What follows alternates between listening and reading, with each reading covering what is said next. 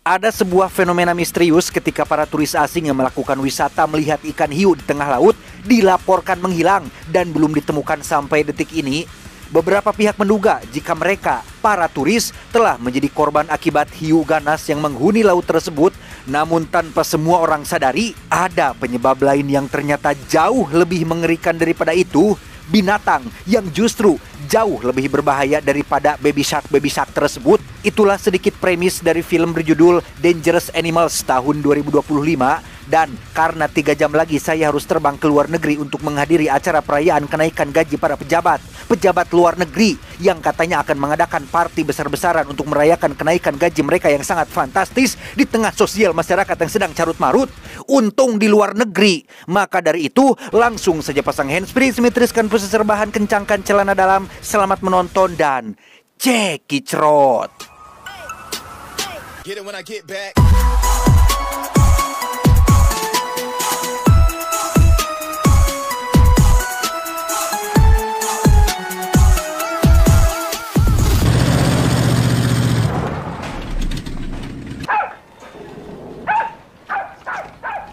Shut up. Berlatar di Australia, cerita diawali dengan memperlihatkan 2 orang turis yang tertinggal dari teman-temannya yang sudah pulang duluan ke Amerika. Mereka, si pemuda dan si gadis, memutuskan untuk melanjutkan liburannya dengan akan melakukan wisata ekstrim, yaitu melihat ikan hiu dari jarak dekat, di mana wisata ekstrim ini sendiri disediakan oleh seorang kapten kapal bernama Tucker yang merupakan pemilik dari wisata lauk hiu Tour and Travel.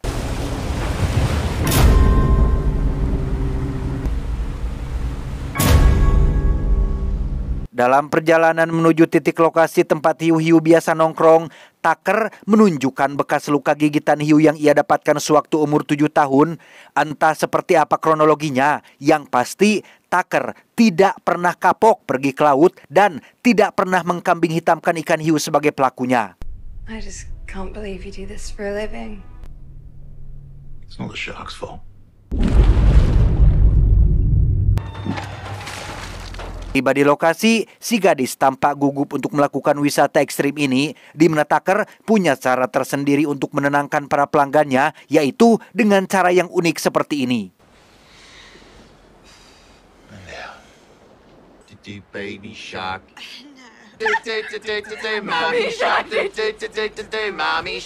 Bertempat di dalam kerangkeng besi, si gadis dan sang pacar pun dijatuhkan ke dalam air laut berisi puluhan ikan hiu yang lalar liwat kesana kemari. Awalnya si gadis ketakutan dan memaksa pacarnya untuk udahan, tetapi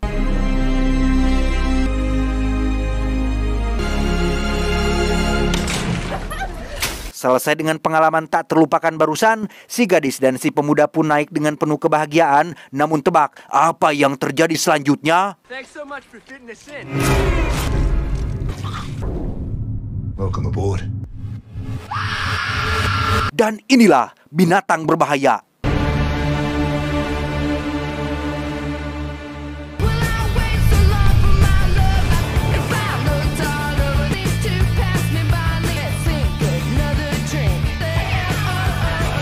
Masih di Australia, kisah akan berfokus pada seorang peselancar turis asal Amerika Serikat bernama Zephyr yang kebetulan sedang melancong sendirian dan sedang menunggu antrian di sebuah minimarket. Selesai membayar jajanan dan mencuri satu buah pop mie yang disembunyikan di dalam cup minuman, Zephyr langsung dihadang oleh seorang pemuda lokal bernama Moses yang kebetulan mengetahui aksi kriminalnya itu. Namun tujuan Moses menghampiri Zephyr bukan untuk menghakiminya, melainkan untuk meminta sedikit bantuan terkait mobilnya yang butuh dicas aki.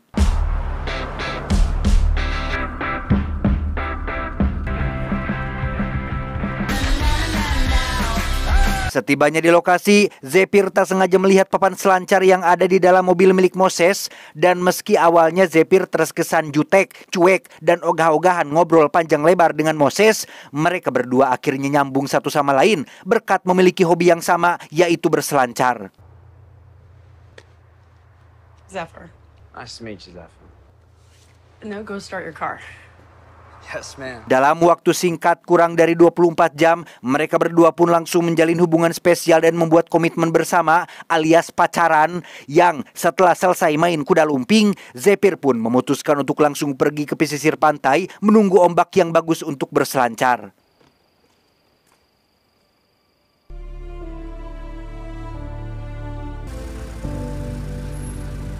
Saat sedang memasang sirip pada papan selancarnya itulah, Zephyr kehilangan obeng miliknya yang membuatnya harus meminjam obeng milik orang lain yang terdapat di atas truk yang terparkir di pinggir jalan dan... Promise I'll bring it back. Not quite. Tucker. Ya, truk tersebut ternyata adalah milik Tucker sang pembunuh berantai. Awalnya semua normal-normal saja. Tucker langsung pergi setelah meminjamkan obengnya. Namun ketika Zephyr sedang chattingan dengan Moses, terjadilah hal yang sangat tidak terduga, yaitu...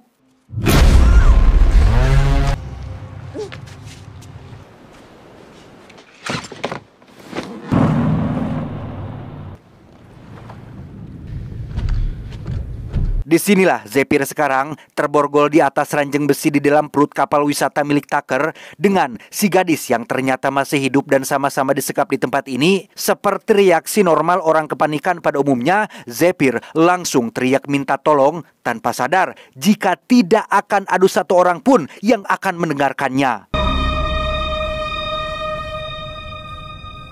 Di saat yang sama di pesisir pantai tempat mobil Zephyr terparkir, Moses terlihat datang ke sana sesuai undangan yang Zephyr kirimkan sebelumnya di chattingan, di mana Moses mulai curiga jika ada sesuatu hal yang terjadi ketika ponsel milik Zephyr tidak bisa dihubungi.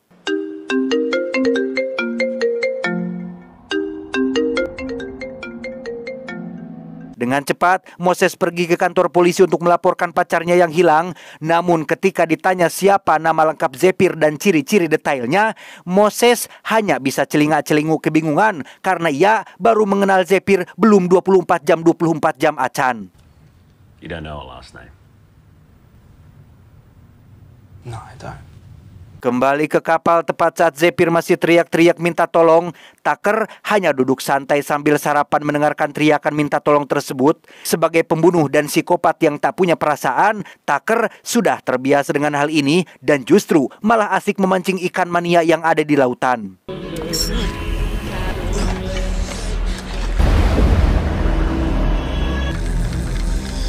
Capek teriak terus, Zephyr yang memiliki watak keras dan memang terbiasa survive pun terus berusaha melepaskan borgol yang mengikat lengannya. Namun setelah beberapa menit mencoba, Zephyr tak kunjung berhasil melakukannya. Sempat kewalahan dan putus asa, Zephyr akhirnya terpikir untuk menggunakan kawat yang terdapat pada BH yang dikenakan oleh si gadis sehingga... Quick!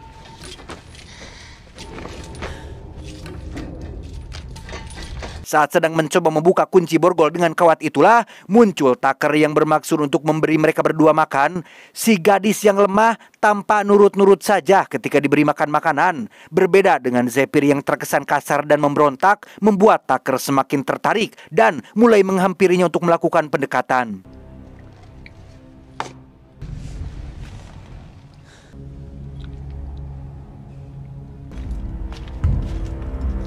Selesai mereka berdua minum dan makan, Tucker pun langsung keluar untuk kembali ke atas kapal sehingga Zephyr dengan cepat melanjutkan upayanya melepaskan borgol. Namun tiba-tiba saja kepalanya merasakan pusing yang tak tertahankan sampai akhirnya...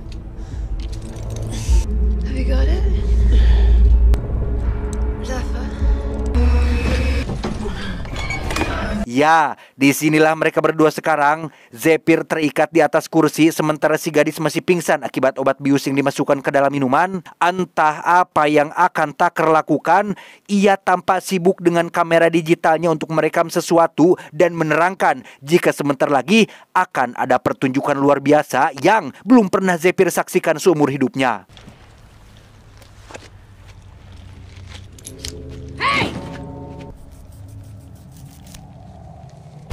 Tucker pun membangunkan si gadis dan mengikatnya pada sebuah tali, kemudian menarik tuas untuk menarik si gadis ke atas laut dan...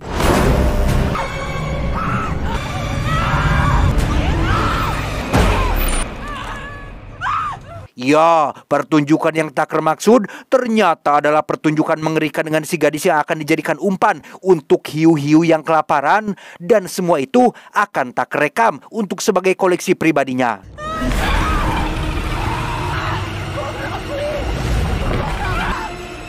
Saat si gadis sedang meregang nyawa alias mengalami detik-detik sakaratul maut itulah, Tucker tampak melotot dengan rasa penuh kepuasan yang mana itulah Poin yang memang Tucker cari-cari yaitu mendapatkan sensasi puas saat sedang menonton seseorang mengalami detik-detik sekaratnya.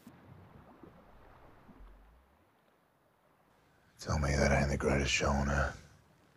Selesai dengan pertunjukan mengerikan barusan, Zephyr pun dikembalikan ke ruangan kurungannya. Saat ia sedang menulis namanya pada dinding mengikuti nama korban sebelumnya yang sudah ada, Zephyr tiba-tiba dikejutkan oleh nama lain yang terdapat pada dinding tersebut. Dan ternyata tidak hanya 1 atau 2 orang saja yang sudah jadi korban si Tucker ini, melainkan sudah ada puluhan turis yang menjadi korban akibat kebiadaban si Tucker koplok ini.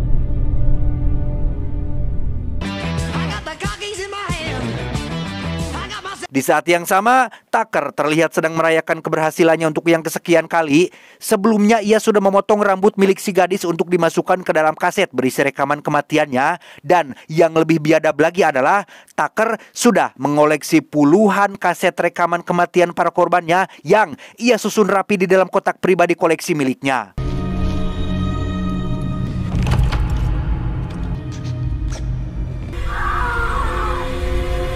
Keesokan malamnya ketika Zephyr sedang istirahat, Tucker pun datang dengan membawa makan malam yang langsung Zephyr tolak karena tak mau lagi terperdaya oleh obat bius yang terdapat dalam gelas. Tucker pun langsung berpidato bahwasannya seekor mangsa harus tetap makan untuk hidup agar lebih maksimal dalam proses perburuan, sehingga Tucker secara tidak langsung memposisikan dirinya sebagai ikan hiu yang dikenal ganas, kuat, tangguh, dan menjadi penguasa lautan. Give me a I've never met anyone compare yourself to the shark. They're highly evolved. Mendengar pernyataan tersebut, Zephyr pun langsung jijik mendengarnya. Zephyr dengan berani menyatakan bahwa Tucker bukanlah sosok ikan hiu. Ia hanyalah seorang pengecut yang tidak lebih berharga dari sampah. Beraninya hanya sama perempuan, ngincer yang lemah doang. Coba dong incer pejabat, berani kagak?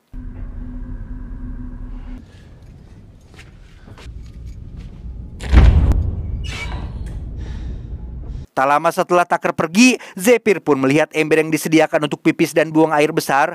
Ia terpikir untuk menggunakan pegangannya sebagai senjata dengan cara mematahkannya menjadi 2.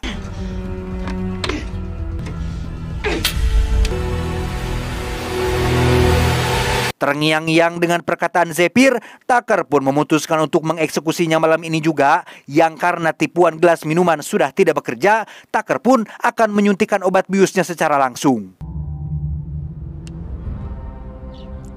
Saat masuk, Zephyr terlihat sedang tidur pulas yang membuat Tucker lebih mudah untuk menyuntiknya. Tapi tiba-tiba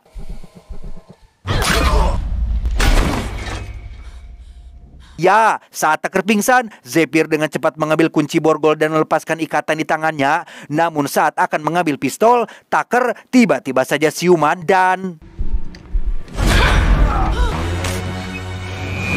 saat berlari di tangga, Zephyr sempat disoledat yang membuat Tucker bisa menyuntikkan obat biusnya dan disinilah kita akan gregetan ketika melihat tokoh utama yang selalu saja melakukan kesalahan yang sama, yaitu tidak memastikan musuhnya mati dan justru lebih sibuk mencari bantuan. Bukannya fokus mengunci pintu rapat-rapat, Zephyr justru malah sibuk meminta pertolongan lewat telepon satelit yang tak kunjung tersambung, dan bolohonya malah berlari keluar untuk berteriak minta tolong pada kapal yang lewat yang jaraknya sangat jauh.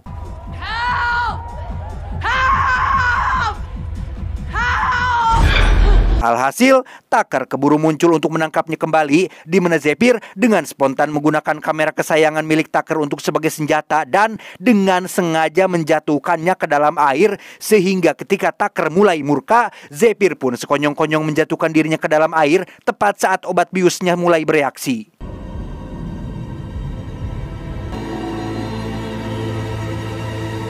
Setelah Zephyr berhasil ditangkap kembali, kita akan beralih pada Moses yang masih penasaran dengan keberadaan pacar dadakannya. Ia mulai memeriksa satu persatu kamera CCTV pantai yang memang di luar negeri sana dapat diakses oleh warga sipil biasa. Moses berhasil mendapatkan rekaman mobil milik Zephyr yang lewat, termasuk truk milik Tucker yang maju ke arah yang berlawanan. Punya firasat kuat akan keterlibatan pemilik truk itu, Moses pun memutuskan untuk menghubungi nama penyedia jasa wisata yang tertera pada mobil atau pintu truk tersebut.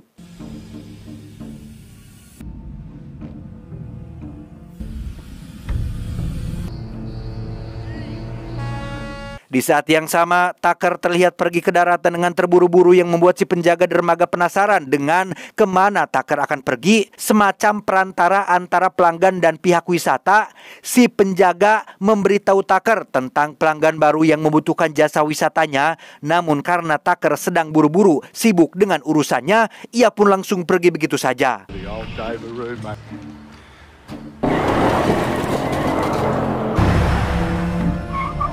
Tiba di toko barang elektronik, Tucker pun dengan cepat mencari kamera digital yang baru untuk menggantikan kamera sebelumnya yang rusak akibat masuk air. Setelah berhasil mendapatkannya, Tucker pun langsung meluncur pulang untuk mempersiapkan pertunjukan yang akan digelar nanti malam, tanpa sadar jika di saat yang sama Moses sedang pergi menuju kapal milik Tucker untuk mencari petunjuk akan keberadaan Zephyr kekasihnya.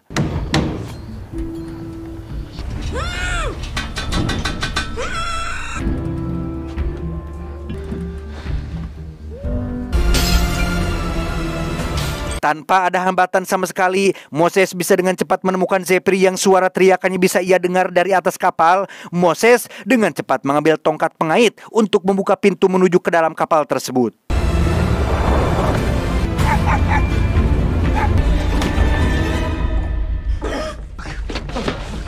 Dan ya, Moses akhirnya berhasil menemukan Zephyr yang masih terborgol pada ranjang, di mana Zephyr menyuruh Moses untuk secepatnya menelpon polisi dan mengirimkan bantuan, tetapi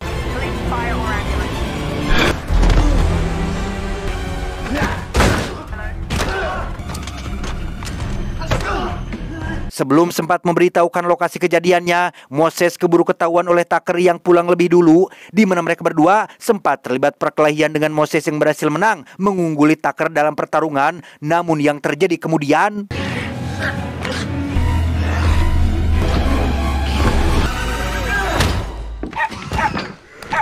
ya, si penjaga dermaga seketika memukul kepala Moses hingga pingsan, sampai ketika si penjaga mendengar suara teriakan perempuan dari perut kapal. Disitulah beliau telah melakukan kesalahan yang sangat-sangat besar karena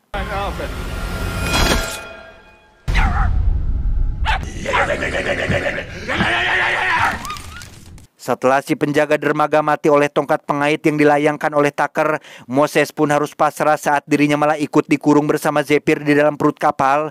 Setidaknya ada ayang yang dikurung bersamaku. Jadi walaupun sedang was-was oleh penjahat, Moses dan Zephyr masih bisa tersenyum berkat ayang yang selalu menjadi penenang.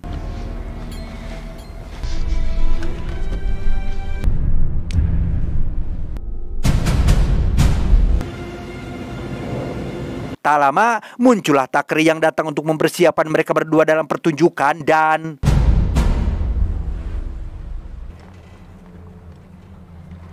di tengah siang hari bolong, Tucker yang sudah tidak sabaran pun akan melakukan pertunjukannya sekarang, di mana Zephyr dan Moses benar-benar terkejut saat melihat jasad si penjaga dermaga yang sudah dalam kondisi terpotong-potong. Tanpa aba-aba, Tucker langsung menarik tuas menyeret Moses ke atas laut sehingga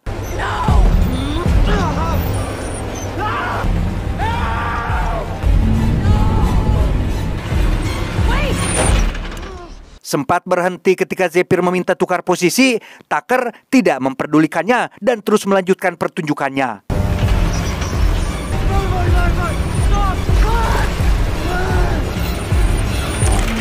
Ketika setengah badan Moses sudah masuk ke dalam air, hiu-hiu itu pun bermunculan untuk mencapluk mangsanya. Namun Zephyr berhasil memberikan instruksi supaya Moses berhenti bergerak sehingga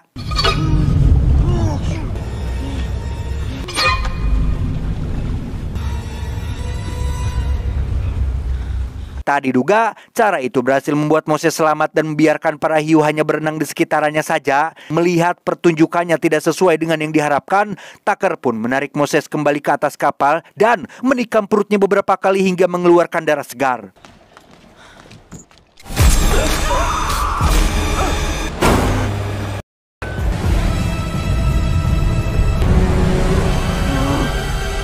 Tepat saat Moses akan dimasukkan lagi ke dalam air, muncullah helikopter polisi yang sedang melakukan patroli harian, sehingga tidak ada pilihan lain. Tucker terpaksa harus menunda pertunjukannya daripada mengambil resiko ketahuan oleh pihak berwajib.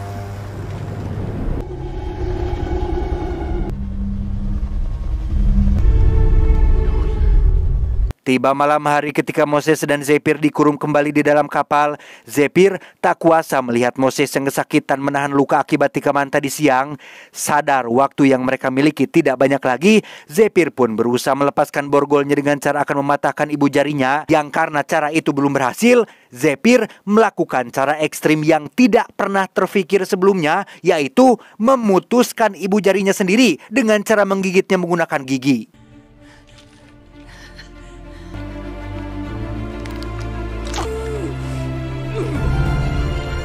Di saat yang sama, Tucker terlihat sedang mempersiapkan obat bius untuk mereka berdua, yang ketika ia sudah selesai dan akan menyuntikannya, Zephyr sudah menghilang dari ranjangnya dan...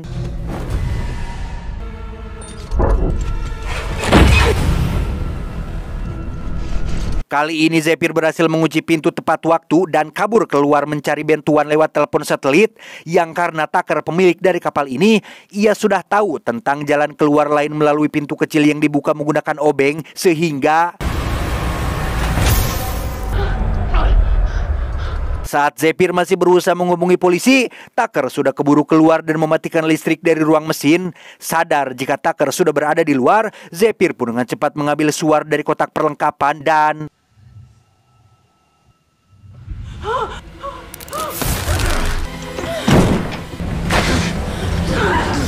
Lolos untuk yang kedua kalinya, Zephyr pun langsung lari ke ruangan dapur dan mencoba kabur lewat pintu atas, tetapi...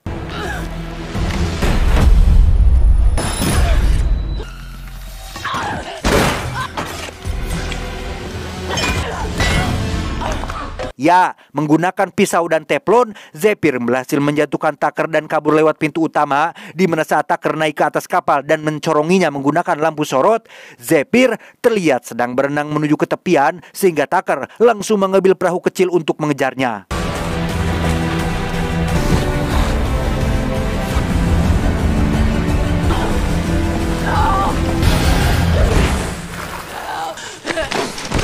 Nahas, Zephyr berhasil tertangkap dan dibawa kembali ke atas kapal, sehingga kini Zephyr lah yang harus menjadi bintang utama pertunjukan dengan Moses yang akan duduk menjadi penontonnya.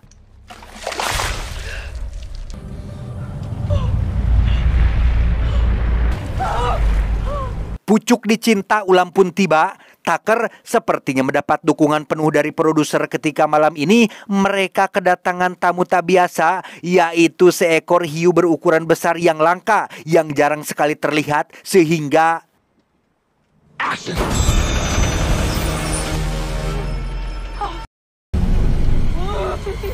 saat Zephyr mulai diturunkan, muncullah ikan hiu lain yang berukuran kecil yang biasa datang untuk makan malam. Tak ingin ada hiu lain yang mengganggu pertunjukan spesialnya malam ini, Tucker pun mencoba mengusir hiu kecil itu menggunakan tongkat pengait yang secara tak sengaja terjatuh dan berhasil diambil oleh Zephyr.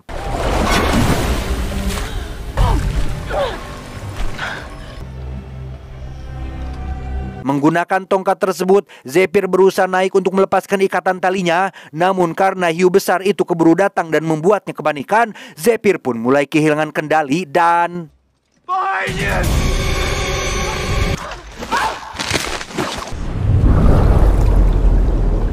Ya, berlokasi di dalam air, Zephyr harus berenang menghindari kejaran hiu besar tersebut. Dikira akan langsung melahapnya, hiu besar itu ternyata adalah hiu baik yang jarang memangsa manusia. Terlihat dari tubuh bagian sampingnya yang terluka, hiu itu adalah salah satu hiu dewasa yang mungkin menjadi korban penindasan dari oknum-oknum manusia tidak bertanggung jawab. Sehingga melihat Zephyr yang lemah tak berdaya, beliau pun memilih untuk tidak memakannya. Selamat dari hiu besar, Zephyr diam-diam naik ke samping kapal dan ngadodoho Tucker dari belakang. Menggunakan senjata panah ikan yang tergeletak, Zephyr pun perlahan mengambilnya dan...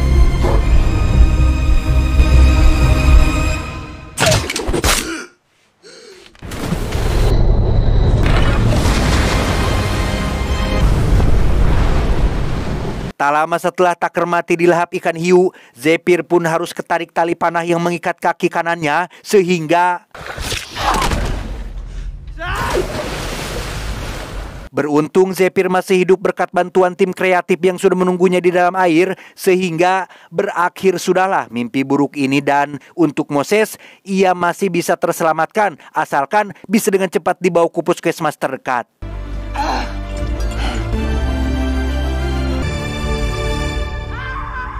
Tamat ending yang cukup membinatangkan. Sesuai judul filmnya, yaitu Dangerous Animal alias binatang berbahaya, Tucker adalah sosok binatang dalam wujud manusia yang mungkin ada di dunia nyata, tidak selalu menjadi kapten kapal atau profesi di lautan. Dangerous Animal juga bisa tampil dalam wujud yang sangat mempesona, memakai jas, dasi, berpakaian rapi, wangi, duduk di kursi mewah hasil pajak dari rakyat, mengesahkan peraturan dengan seenak jidat, berjoget riang di tengah masyarakat yang sedang kelaparan. Lo. Persis seperti ucapan sahabat, yaitu Ali bin Abi Thalib radhiyallahu an, bahwa hati manusia adalah seperti binatang buas. Barang siapa hendak menjinakkannya akan diterkamnya. Saya John mewakili jajaran direksi yang bertugas mengucapkan terima kasih dan sampai jumpa di video selanjutnya. Adios, Gigi Kuning Ramses II. Cuau.